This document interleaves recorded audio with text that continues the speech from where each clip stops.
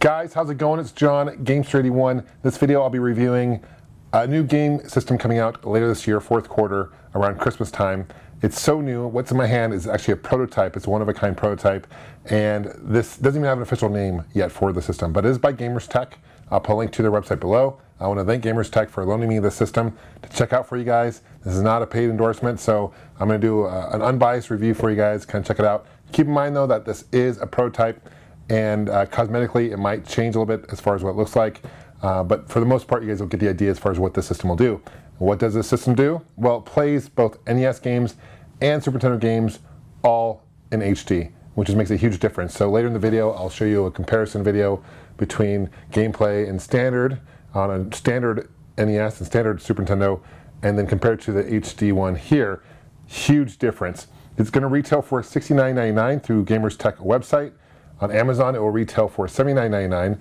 There is a Switch, a version that's available that's going to have a Switch at the bottom for those PAL, for you guys in PAL regions, that you will be able to play this in PAL markets, which you guys are not left out, which is awesome. So what I'm going to do, I'm going to take a closer look at the system itself. We're going to compare it to the Model 1 Super Nintendo, compare it to the Model 2 Super Nintendo, and then also going to show you some game comparison. And at the very end of the video, I'll share with you my final thoughts. Thanks for watching.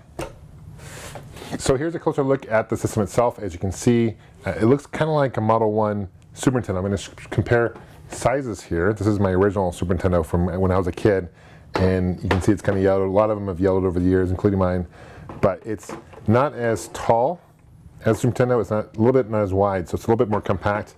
It's probably closer to the size of your typical Model 2 system, which it's almost identical in height, maybe a little bit taller than the Model 2, but just like the Model 2, there is no eject button, unlike the Model 1. Here is your reset button here.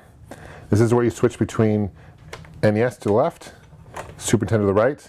The red light goes on with NES, green light goes on with Super Nintendo. You have your two controller ports here. It does come with two controllers. It comes with one Super Nintendo style controller. It's slightly different in design. You can notice the start and select buttons are more circular opposed to oval.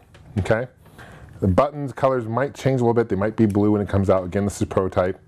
But overall it feels good. It actually controls really well. I've played this quite a bit, and I haven't had any issues with the controls. D-pad is nice and responsive. As far as, also comes with a second controller, which is NES. This is again a little different than your standard NES, more curved obviously, but overall not too bad.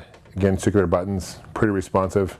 Now the cords themselves are fairly long. I've been told that they're going to be closer to 10 feet long, I believe. That's what they said anyway. It won't be the issue that you get with the NES Mini, where they're too short. You have plenty of length on the cords, which is awesome. Also, there are some, here are the controller ports. So obviously I showed you the Super Nintendo controller ports. This is the NES controller ports. This is player 1, player 2, and you're probably wondering why they would include that.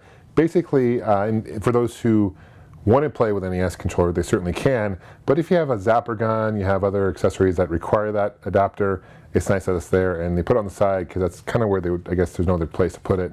There's no room up front. But you can play the NES games through the Super Nintendo controller, which I would recommend. However, if you want to play on an NES controller, you can certainly do that as well. These are where the games plug into.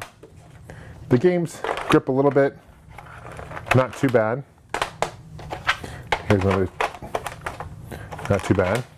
It will play Super Famicom games, but it will not play Famicom games. The adapter is too big. On the back here, you have your AV cables, again, for any accessories for the NES or Super Nintendo. You can play on your standard TV, that's nice, it's there. HDMI, there is a switch here between 16:9 or 4:3. I'll show you the differences there in a second. And you have your DCN, this is a micro USB, so it's more of a standard universal AC adapter, which is nice. Now, if you have like an Android phone that has micro USB, some of the, it depends on the power. I think the Nintendo will definitely work, Super Nintendo may not. So it's nice to have, it comes with an AC adapter anyway, but just so you know. Let's take a closer look at some of the gameplay.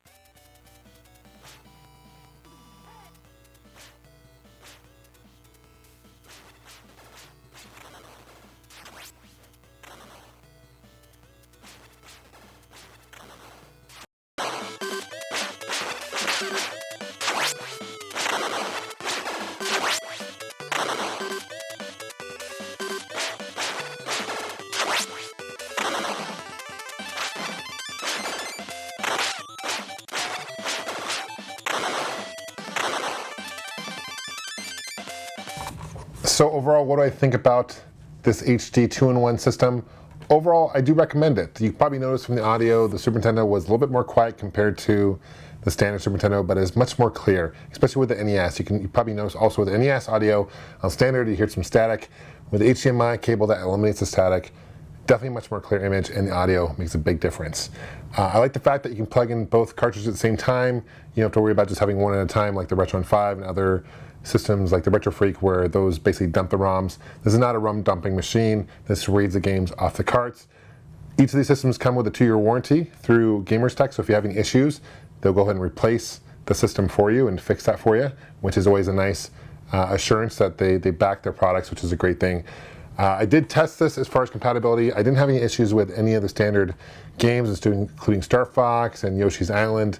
Those all worked great. I did test some other games and the adapters. I want to share with you as far as what those were.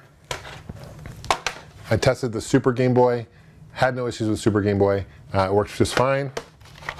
Also Game Genie worked just fine. No issues with that. There were these two adapters here.